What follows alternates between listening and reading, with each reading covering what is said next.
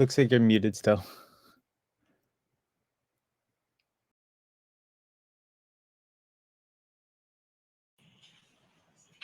Art don't work for abolition. Art works for bosses like you and me. If let's abolish art sounds too close to let's abolish you and me, it's because it is. I love art, and I love you too.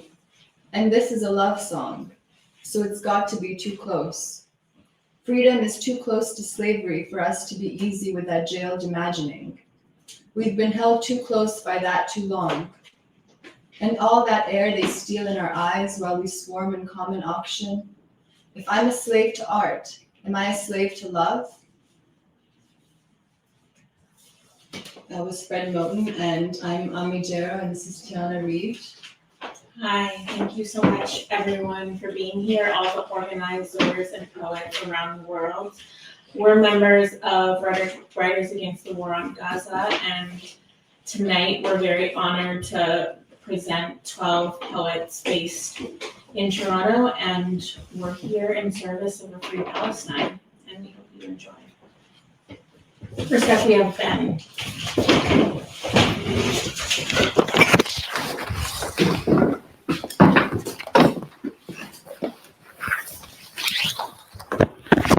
Schützen, grrrm, schützen, grrrm, t-t-t-t, t-t-t-t, grrrm, t-t-t-t, sa, ka, ha, grrrm, t-t-t-t, t-t-t-t, tissen, grrrm, tissen, grrrm, tissen, grrrm, grrrm.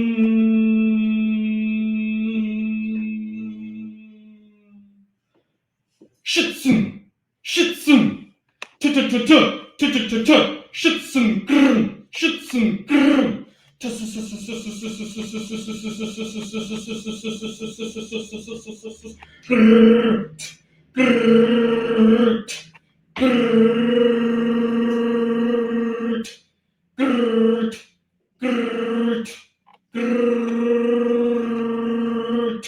Schützen, grrrm, schützen, grrrm. Grrrm, ta-ta-ta-ta, ta-ta-ta-ta, grrrm, tissen, grrm, tissen, grrm, tissen, grrm, grrrm, grrrt, grrrt, grrrt, sh, sh, tissen, grrm, tissen, grrm.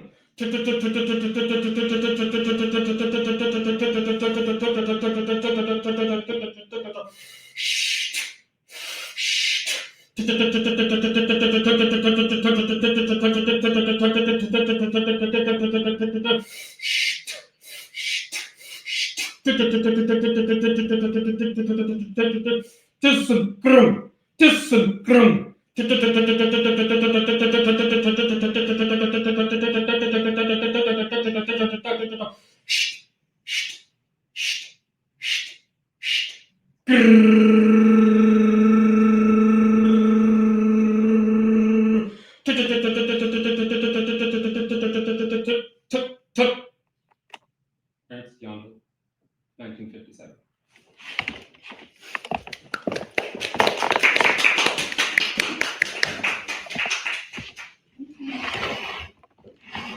Everyone, my name is Cassie, and I'm going to be reading a poem by Samer Abu Hawaj, translated by Huda Fekterin, which was in the Publishers for Palestine zine that recently came out. We will lose this war. We won't cut down a tree, burn a field, we won't kill a man or a woman, and an elder or a child.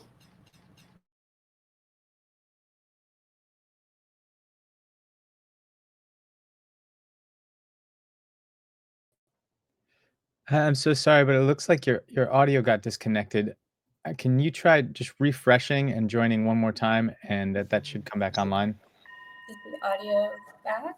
Oh, it's back. Yep, there you go. Awesome. We Will Lose This War by Samer Abu Hawaj, translated by Huda Fekterin. We won't cut down a tree.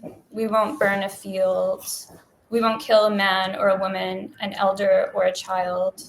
We won't disturb the sleep of an unborn baby, still swimming unaware in the bliss of first waters. We won't startle a bird flitting aimlessly from branch to branch, or hold back a mare trotting dreamily towards sunset. We won't distract a cloud passing over villages, reminding them of their original names. We will lose this war. We will lose it with our spilled blood. We will lose it with our severed limbs, our gouged eyes, our wounded hearts. We will lose the war with our bereft howls, with a sorrow that refuses to leave us, a grief we've been tending for so long it has become our twin, our loyal shadow. We will lose this war and then lose it again. We will lose this war in every way, the way we have lost every war before it and every war after it. We will lose the war when we remember everything that happened, when we forget everything that happened, and when we neither remember nor forget. And finally, as mere dust in the wind, a wandering echo in the wilderness, we will lose the war once again.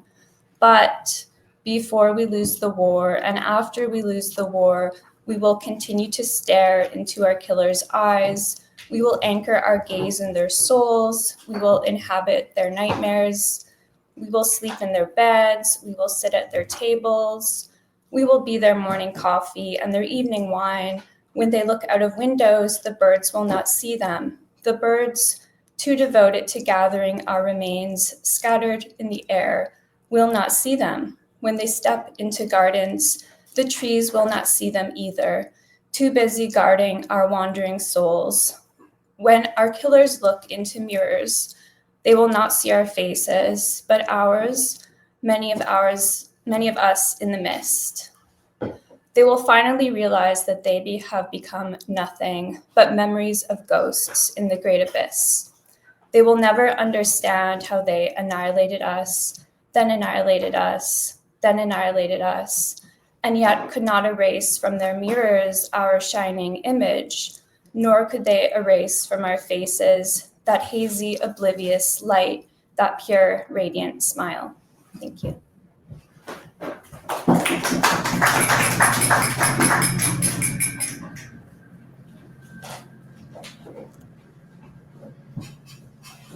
Hi everyone, my name is Haja. I am going to read a poem called Animals by Hayyan Sharara from his book Something Sinister. And it's about the Israeli invasion of Lebanon in 2006. So animals. The phone call from my wife. She's hungry, she's pregnant. Someone kicked her in the stomach. We have to, I say yes, but the reply I keep to myself is, we don't have to do a goddamn thing. A dog. I'm talking about a dog I would have otherwise left to starve. Now though, 5 years since, I love this animal, Lucy, more than I can most people. A boy named his dog and 5 cats after our Lucy. The boy, my brother, born in Henry Ford's hometown, lives now in Lebanon, which the Greeks called Phoenicia, and they tried but failed to subdue it, same as the Egyptians, Hittites, Assyrians, Babylonians, Alexander the Great, Romans, Arabs, Crusaders, Turks, the British, the French, the Israelis. There, my father built a house with money earned in Detroit as a grocer, with Social Security. Also there, the first alphabet was created, the first law school built, the first miracle of Jesus, water, wine. On the first day the bombs fall, they flee, and the boy asks to go back for Lucy, the dog. As for the cats, no, they take care of themselves. 1 week into it, he wonders who feeds them, who fills the water bowls. Maybe the neighbors, the mother thinks out loud. The father is indignant. Neighbors? What neighbors? They're gone. The mother is stunned. What do you mean gone? After a month, everyone forgets or just stops talking about the animals. During the ceasefire, my father drives south, a 30-minute trip that lasts 6 hours, wreckage upon wreckage piled on the roads, on what is left of the roads. The landscape entirely gray. So catastrophic, he asks a passerby how far to his town and is told, "You're in it." My father finds 3 of the cats, all perforated, one headless. The dog is near the carport where it hid during lightning storms, its torso splayed in half like meat on a slab, its entrails eaten by other dogs scavenging on the streets. Look, they're animals, which is to say there are also people, and I haven't even begun telling you what was done to them.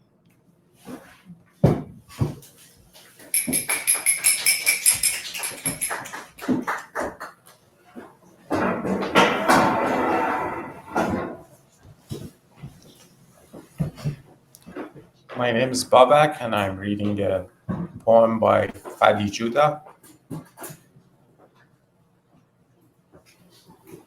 Daily you wake up to the killing of your people, their tongue accented in your mother's milk.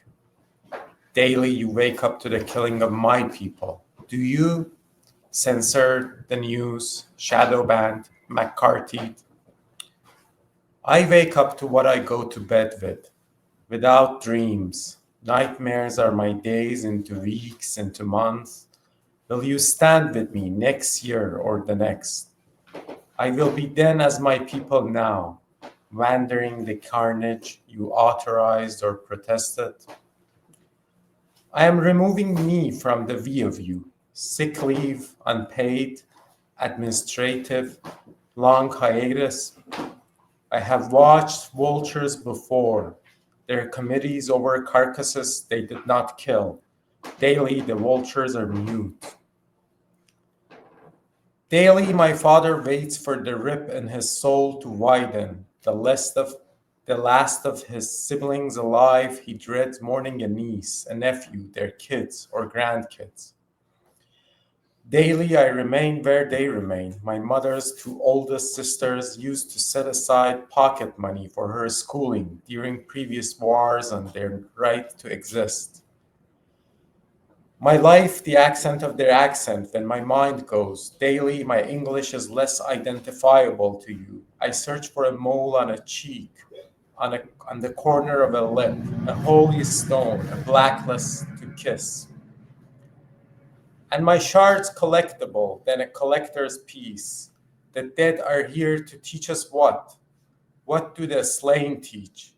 And grief sings being because the dead don't grieve or sing.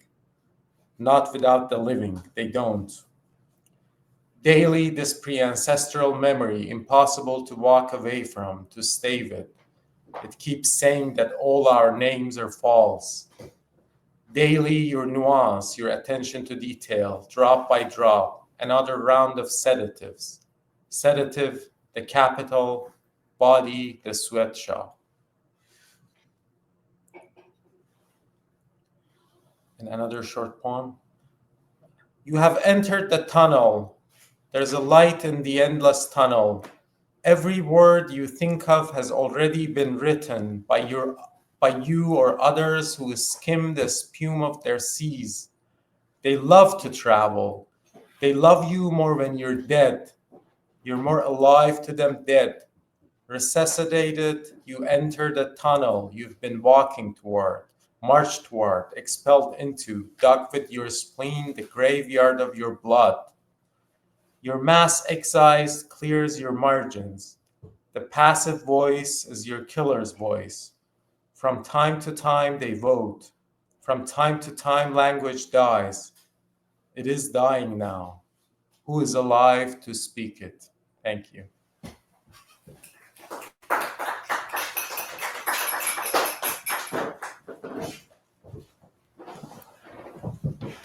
Hello.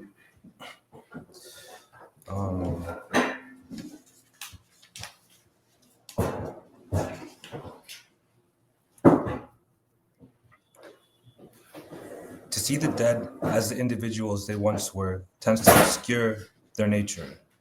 Try to consider the living as we might assume the dead to do, collectively.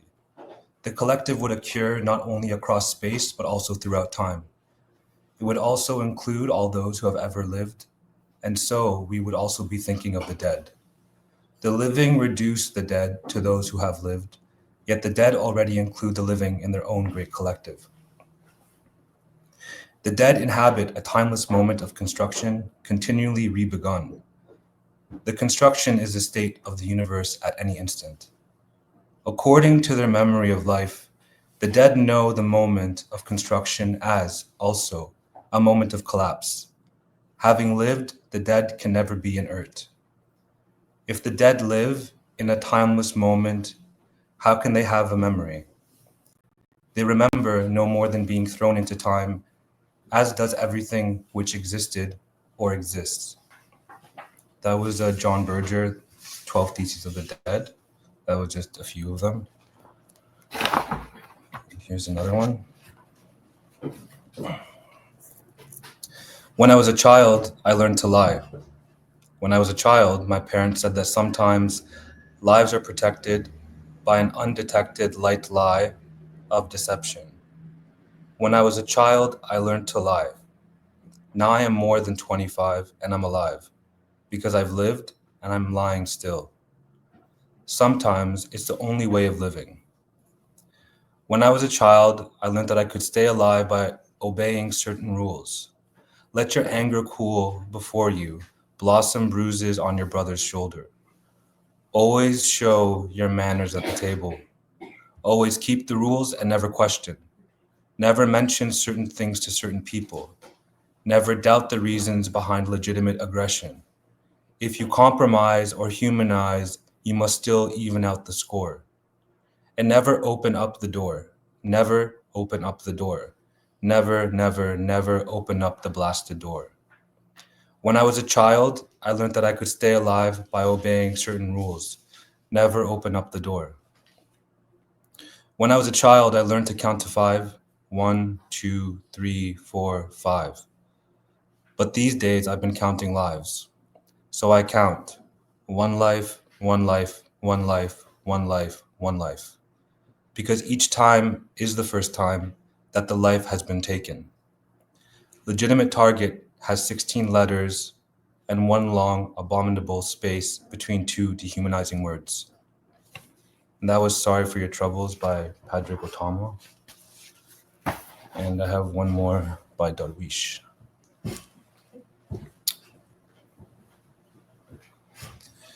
The earth is closing on us. The earth is closing on us, pushing us through the last passage, and we tear off our limbs to pass through. The earth is squeezing us. I wish we were its sweet so we could die and live again. I wish the earth was our mother so she'd be kind to us. I wish we were pictures on the rocks for our dreams to carry as mirrors. We saw the faces of those to be killed by the last of us in the last defense of the soul. We cried over the children's feast. We saw the faces of those who will throw our children out of the windows of the last place, of the last space. Our star will hang up in mirrors. Where should we go after the last frontiers? Where should the birds fly after the last sky? Where should the plants sleep after the last breath of air? We will write our names with scarlet steam. We will cut off the head of the song to be finished by our flesh. We will die here, here in the last passage. Here and here our blood will plant its olive tree. Thank you.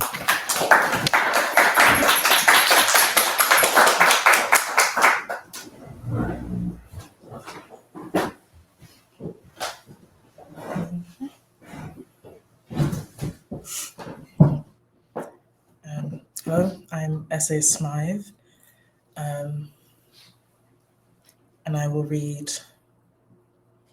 2 or 3 quick poems. The first one is mine, written in Lampedusa in 2015. Rictus. Perché il silenzio rongisce? Perché il terrore che conoscevo era la tua faccia dietro un vetro? Non riceverò gratitudine per essere una porta di legno inudibile. Avresti potuto dire lasciare una pistola con proiettili nel mio nome sotto la piccola apparenza di enigmi. Non si è mai dimenticato di tacere mentre strisciano attorno alle nostre teste come mosche. Perdonami lo spazio. È stato o la sete per la tua bocca o l'ombra di una memoria. Nessun posso dire. Il mio addio cinereo laverà i tuoi piedi con lavanda, con albicocche, con cenili ola leggermente roteate come vermi che contorcevano attraverso terriccio liberato, e con tutto il mio peso noto e le lame delle mie unghie ingoiate. Ho scelto di dimenticare la mia vecchia bestia di battistrada. Di battistrada e direzione, per questo è andato avanti, prosegue ancora e non finirà.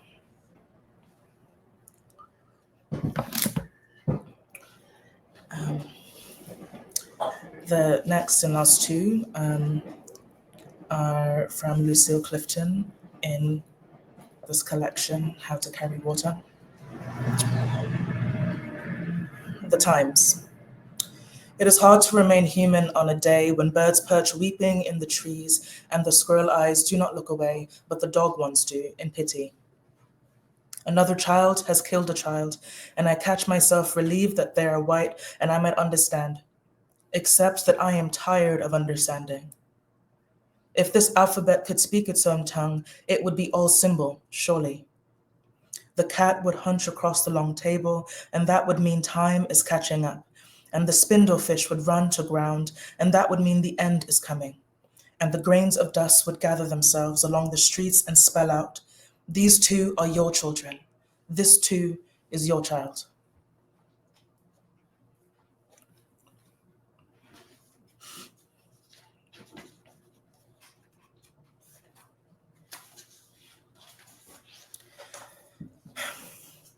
Roots. Call it our craziness even, call it anything. It is the life thing in us that will not let us die. Even in death's hand, we fold the fingers up and call them greens and grow on them. We hum them and make music. Call it our wildness then. We are lost from the field of flowers. We become a field of flowers. Call it our craziness, our wildness. Call it our roots. It is the light in us. It is the light in us. It is the light. Call it whatever you have to. Call it anything. Thank you.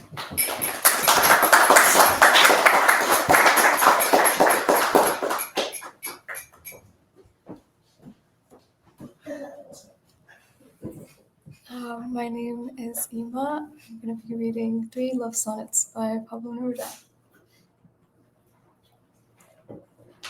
Misfortunes of the month of January, when the indifferent midday establishes its equation in the sky. A hard gold like the wine in brimming glass fills the earth to its blue limits. Misfortunes of this time resembling small grapes that brought together a green bitterness, confused, tears of the days hidden until the elements made public their stems. Yes, germs, pains, all that beats, terrified, to the crackling light of January, will ripen, will burn like the fruits burned.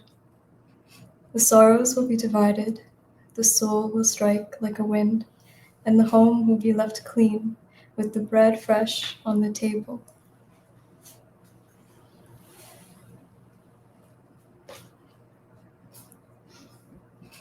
This is the house, the sea, and the flag. We blundered by other long walls. We could not find the door nor the sound, since the absence, as if from death. And the last house opens its silence.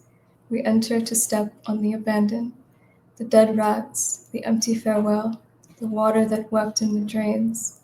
It wept, the house wept, night and day. It moaned with the spiders half open. It came apart with its black eyes. And now suddenly we return it to life. We inhabit it, and it does not recognize us. It needs to bloom, and it does not remember.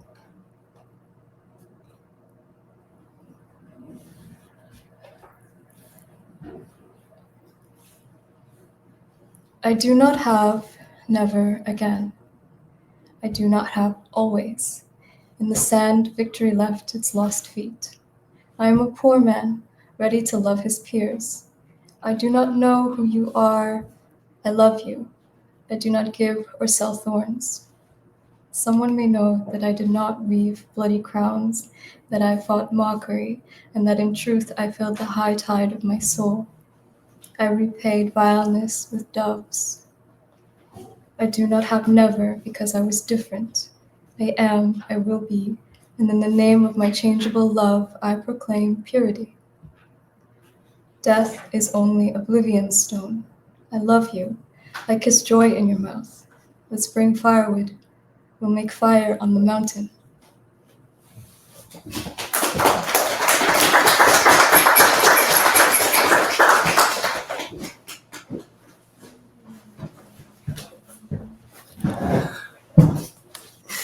My name's Yo-Yo. I'm going to read a poem of mine.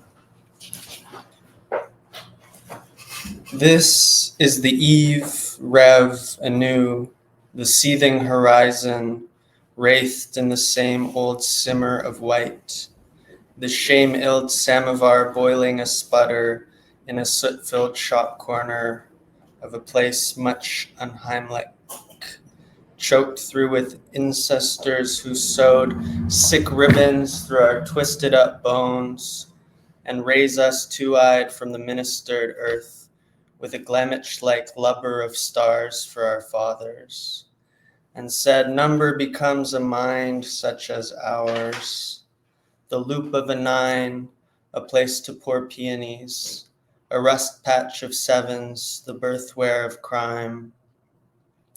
Amid such abstraction arose a big heaven of countless dimension, each with its own limb, and this the rhythms of its branching.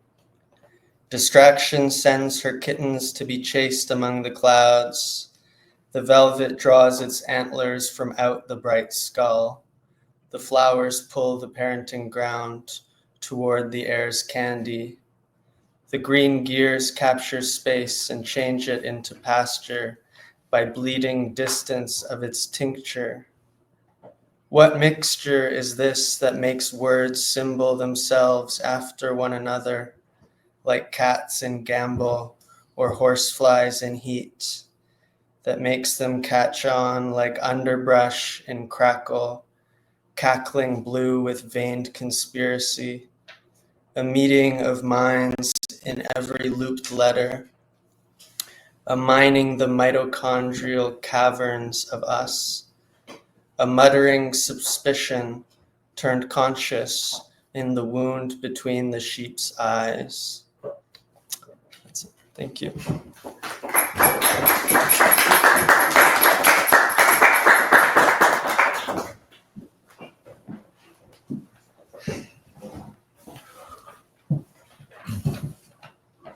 Hi, I'm Fan. I'm going to be reading 3 fragments from Jean Genet's Prisoner of Love.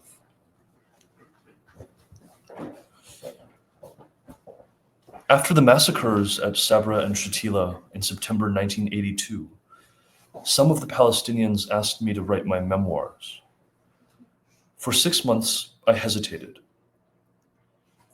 When I was in Vienna, I met some other Palestinians who hoped I'd publish my recollections.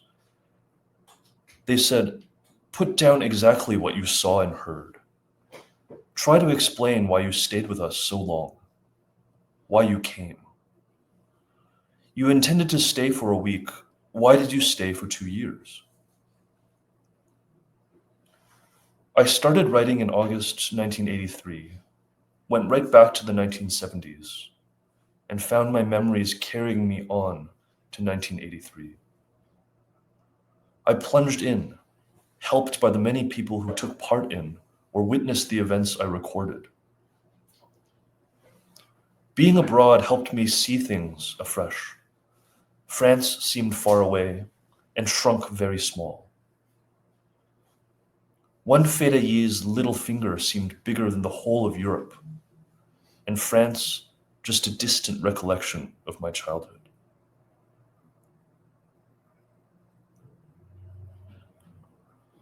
Outside the arbor, under the trees, indifferent to the phantom game of cards, 10 or so Fedayeen waited their turn for a shave.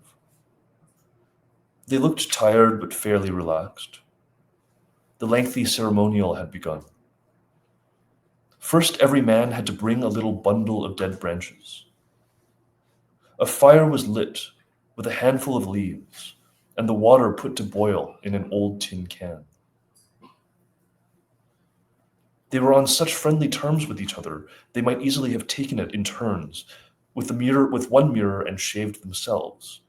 But the mirror was only as big as the palm of a man's hand, and it was a sort of rest, added to that of the evening itself, to leave your beard and your face in the hands of the Fedayee known as the barber. The touch of a hand, whether friendly or indifferent, but anyway different from one's own, was the start of a wave that soothed every organ in the seated body and reached right down to the weary toes. They took turns to be shaved. The whole thing usually lasted from 8 o'clock to 10 and took place 3 times a week.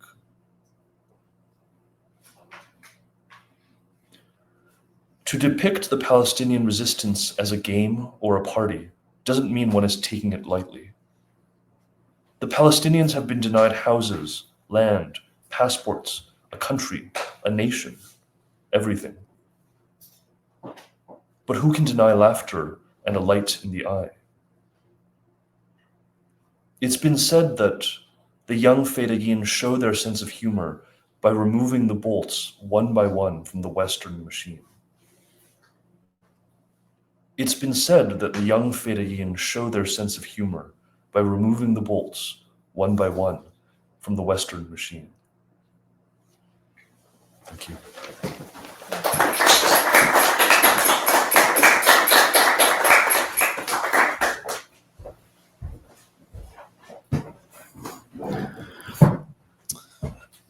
I am Khashoyar Mohammadi, and I'll be reading a poem that I wrote called "What If We Name Our Dead Before We Name Our Highways." Nothing was the stone the seed of waiting, the brand and make of myself. And pain so mentally palpable in anything like the kitchen failed to fill the silence circling at the bus stop, invoking nothing, and in trinkets of music, an intricate catalog of the small and fleeting. When dystopia reaches its focal point, the city secludes itself from metaphor, speech dead of adage, and fields inflated in birds. Hope flattens the curve. Sun is painted downward to gauge temperature. Murder cast a neighbor today. So I once again reimagine all unpublished sentences. It is said that tragedy originates itself, so I can't sleep. I pathologize reckoning with units of death. Another child is the leitmotif in Capital's twilight. Born here, like a grudge for regional answers to common questions. Holstering the eye nail like a gun, you asked and I answered. There's nothing masterful or boundary breaking in that. The event explodes in me. Does it even matter what I said after? Money brought meaning, and now it is almost tonight where the land is slow of death, as if. Scream the umlaut, the youth, fuck it, we're at war. A broken mug cuts my cigarette hand, while someone lights a flag on fire, calm and composed. A head of hair thins, watching flames, then putting it out. The body can start anything like fire. Skimmed over the headline, regional warmth, and keep calm, so sudden. You can't eat the money, but you sure can feed it to anyone, anywhere. We withstand these facts. We appear reputable as red dots grow on maps, calm and civil for a moderate autopsy of the mind. Systems in place, and low-resolution pictures of fire. Force, fence, law, the lyrical flow of violence. What is the normal use of a barricade? What is the normal function of a bludgeon? History is so well administered. The sun is wrong. It sits with ruinous intent, judging our contentment, not an exaggerated truth, but the training of a persistent lie. The deed, the gun, the fire, the consequence of rain, and how easily it can stop. A soon-to-be world flat and free of liquid. When the other team conquers, function shall spare no one. Thank you.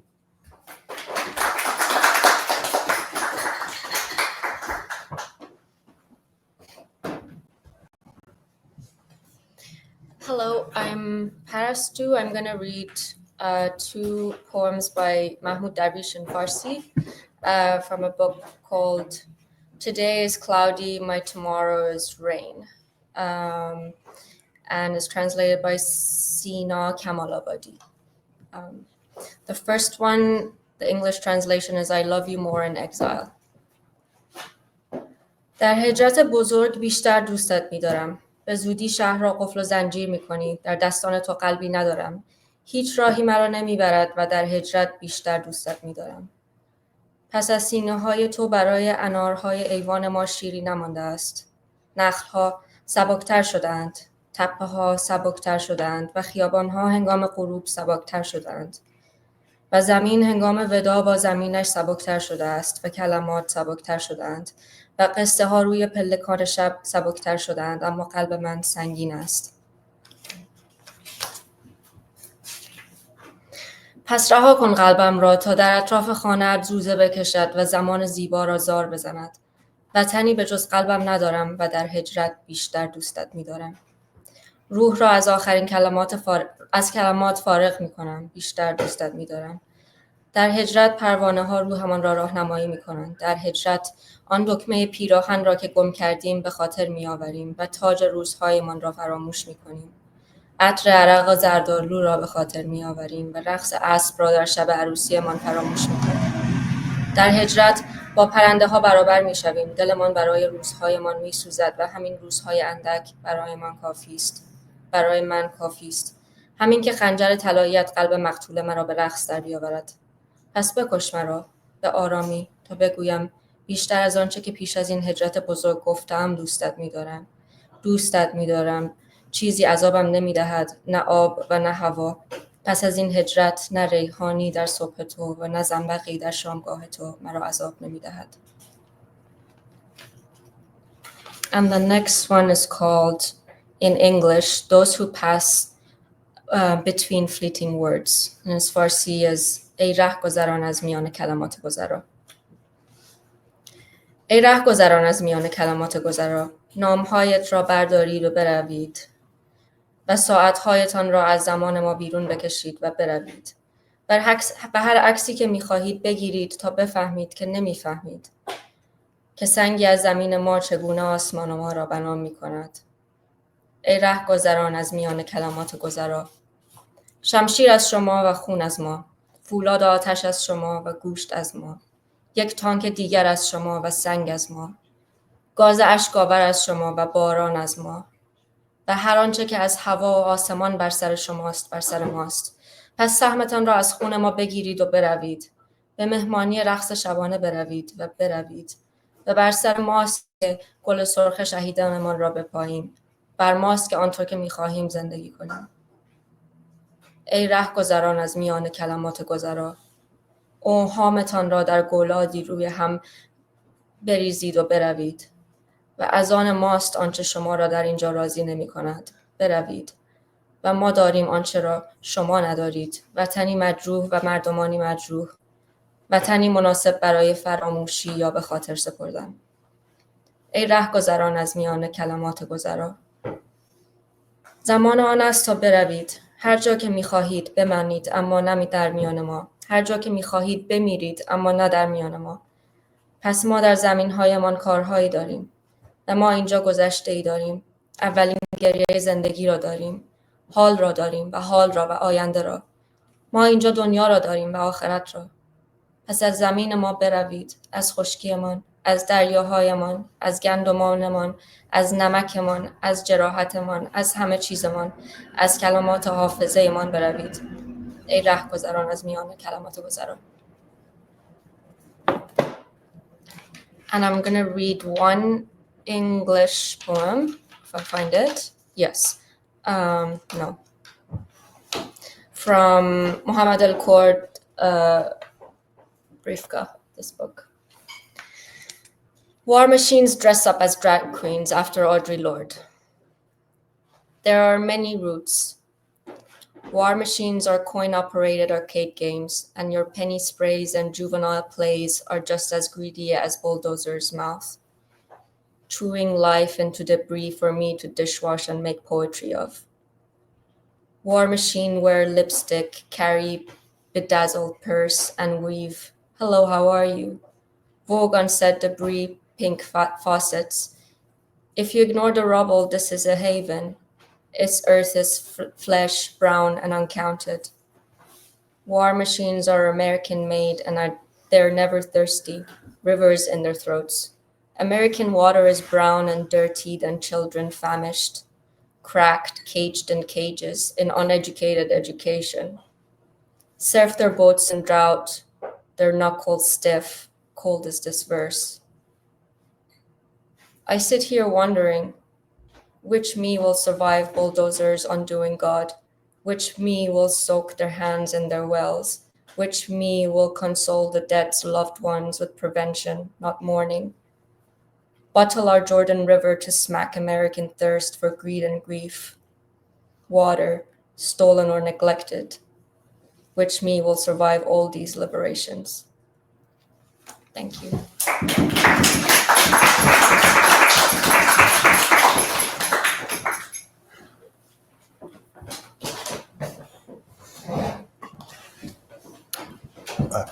Hi, everyone. My name is Nick. I'll be reading 4 short poems. The first one's called Flight. Some problems hit the road and never come back, says the bi guy whistling tumbleweed, rolling his lips around wind, hugging jeans with buttock too sinewy for an airport. Once I remember overhearing someone say, "You're all hat, no cattle," to a slim street rustler topped with Stetson, but my memory has no patience for those kinds of events. Meanwhile, in the departure lounge, whistling, awaiting, something like the need opposite the need to sleep, a just audible carefreeness rolling across prairie tarmac, blowing me back, I can imagine myself asking him, "Could you point me in a direction?" He would not respond. He might nudge me gently, a sting, a spur, a starlight testicle. This is Dolly Parton's angel metamorphosing on the Esplanade. Bored yet demure, my fandom slides me into a fisherless duffel bag. Later, a labeled grape asks Dolly for a coffee, for a fiss, for a fuss, for a few, for fandom surely takes all. Revved up in Roman, Dolly betrays the last car lot's rearing undulate grunge, while those ungracious rain endless means and lap noodles for free. Lessons to lend off all she grew: oak, volumed maple, safely designed anemone, demon ivy, jugflower, skunkweed. Ink roots for sensory late papal acid, low and away, ornate enough, slow enough for chasing the day with treats, party trash that feels them further from Monday's specter. Enough of these passive soups and instant lycra pants. It's time for a lunch ode. Edam, edamame, orange jello, noodles buckled and apricot crochet, fading, slipping. Left a lint of instant addresses, raunchy news expected back home. Surely piccolo players aren't alone in their incremental tones. And say, dear, does the privied ridge of desire ding your ear too? Aided and sedated on dead crates of fruit, thrown and dashed for auction everywhere. a just squeezed in situ opera mash, tall and tight on the boulevard. This is more salmon if the kiss is starry. Intimate arrivals for most words when under shackles, decals, dice, and pie charts, there's something hiding. Zoo fly aches and snores, a pinch's tick and Blythe's tough trick. Zoo line parts and pricks as Zoon fills my lungs with bits in washpaper rooms furnished with surplus tit for tat. Termites can gift wrap my dermis in bombshell, and cocker spaniels can self-shame in Denver's urine. 2 works noted in ink's shorthand. Mulling over a trucker's eye full of guilt, a muddled imitative look asking whose alphabets, who owns the spider's eye in the silent sky, which fits into glancing, shimmering as in nowhere to sleep? Detoned as hot mattress laughter, a bandaged over eyesore for hire, sweeter than the Salton Sea. Ion's art spade of rhyming chords, misnaming comedies over varieties, mashing words that undark a paradise once demolished, where the able-gotten drama gets worded, worsened. And this last one is red comes into leaves. Red comes into leaves like slip goes out of bed, but not like when leaving ends the out or out of axle becomes. Since stipule ought to apex when and only if midrib time is tight. Until puce, then, it furs or pines, sages even low and under. Upwind left going, apart, an end over and an exit, not all at once or after yet, though as in next.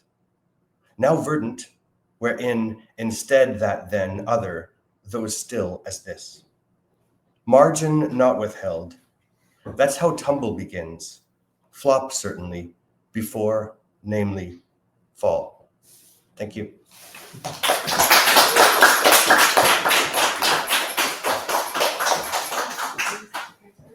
Yeah, returning to fill up time.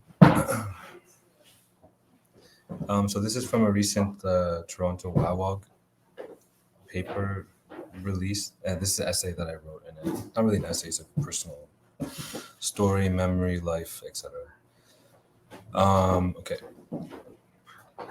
I represent the type of Palestinian in the tapestry of lives that make up the identity who believes in the right of return to Palestine as a whole, not as one of 2 states. I've never been to Palestine, but it's in my memory. I was raised in Canada with no understanding of lands, no relationship to it, no tangible idea of past and what was lost. Very much by Canadian design, I had no idea of where I grew up nor what the land provided. When I arrived in Chania in Crete, the idea was to then travel with a few friends for a few weeks. It was 2020 when we arrived at Rosanera, which was an abandoned school before it became a squat in 2004. We had a connection to a person in the building and were invited to stay for a few days before traveling to the rest of the island. The residents ranged from carpenters who built ouds to child care workers and agricultural workers. While we were there, the squat was evicted by the police on order from the municipality. Rosanera was cleared out and our laptops, hard drives were confiscated and sent to Athens to be investigated for an undetermined amount of time. The lawyer working pro bono told us it would take about 6 months until our things would be returned. In the intervening period, I was invited to join the agricultural collective that had been working out of Rosa for the fall and winter olive harvests. The oldest tree in the world lives in the village of Kolibari in western Crete. We had begun the harvest, but rain in the winter season made it difficult to work successive days. I learned that the olive trees were attained by the collective through negotiations with various landowners who had too many trees to harvest. 70% of the olives we harvested and were sent to the oil press would go to us, and 30% would go to the owners. We would prune, burn, and take any of the wood that was left over to sell or use for ourselves. The proximity to the land made my imagination run toward Palestine and the perpetual destruction and burning of olive trees and other crops by the Israeli occupation and its settlers, who also violently terrorized Palestinian farmers. This was the first time I tangibly understood the gift of making olive oil and the pain of losing land and seasons. I imagined being able to harvest olives in Palestine. I wish we had the possibility to do this, to move freely, to learn, negotiate, and produce. I started to understand the difference between the distortion of capital that would turn land into a mere asset compared to the immeasurable value that land actually provides. Before the eviction, Rosanera caught my heart because of its various cultural and political projects. Most important to me was the kitchen, which stayed busy feeding the large community that lived and moved through the squat. And one day I passed a market selling okra. It was the right season, so I offered to cook bamia as a contribution for letting us stay. After finding out I was Palestinian, the people in Rosa were adamant that I meet the Syrian man Kahtan, suggesting that we should cook together. Kahtan was in his mid-60s and left Syria in the 70s to come to Greece to work construction. He joined the Communist Party of Greece, Kukwe, in Athens, eventually moved to Crete and lived in Rosanera since its creation. The smell of za'atar in his room and the simple setup of his furniture and books were of someone who wasn't staying for long. I felt like I was entering my grandfather's apartment. My tongue and body language reverted into those I grew up with. Kahtan was alone in Crete. He wanted to go back home to visit family, but was unable to because of his political affiliations. His relationship to food, his speech, and his memories all reminded me of my grandfather, who spent his 25 years living in exile in a suburb of Toronto. His loneliness and paranoia brought back memories of my grandfather's loneliness. I have no interest in romanticizing their actions because of the consequences of their exile. My grandfather cooked every morning to maintain his memory of home, to combat his life of obscurity in so-called Canada. This was my inheritance. The first time we met, Kahtan and I cooked bamia. I received his instructions, updating the lessons my grandfather had taught. A familial obligation to Kahtan began to take hold. He had expectations of me, and I felt the return of an old responsibility. Kahtan called me every day to meet for coffee. Our conversations were about Palestine and about how the people of Rosa were not in solidarity with Palestine. He feared that I was becoming close to a few people he didn't trust.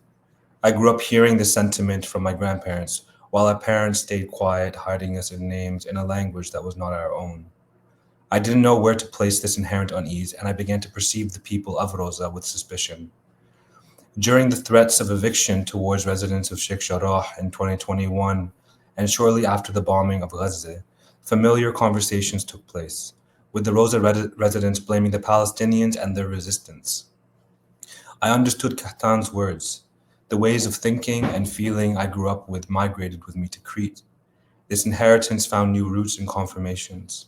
Around this time, I also learned that Rosa was evicted by the municipality because they were selling the land to Belvedere, an Israeli hotel development company that had been spreading its developments ethos to other Greek islands. The stories of Palestine came from my grandparents, but what sat above the silence and sadness of decades of transition and displacement was the importance my family placed on food. But to my father, and in turn his father, the memory of the seasons were attached to fruits and vegetables. The seasons started to make sense to me as time moved in Crete. The end of the summer was for figs, the fall was for pomegranates, the winter was for oranges and lemons, and the spring was for loquat. Crete was a placeholder for Palestine in my mind, holding me to understand the link between our memory, our loss, and the bounty and heart that the land supplies. The ability to pick these fruits created a perspective of time that was less flat. I discovered that time becomes imbued with a scent that can be reached out for and plucked in the form of a kumquat in the side of the road. Thank you.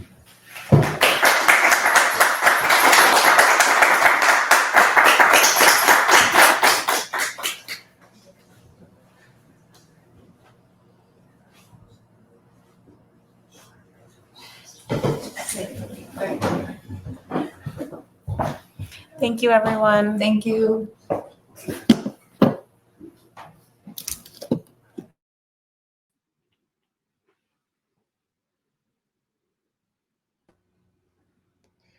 Hello, Milo. Feel free to get started.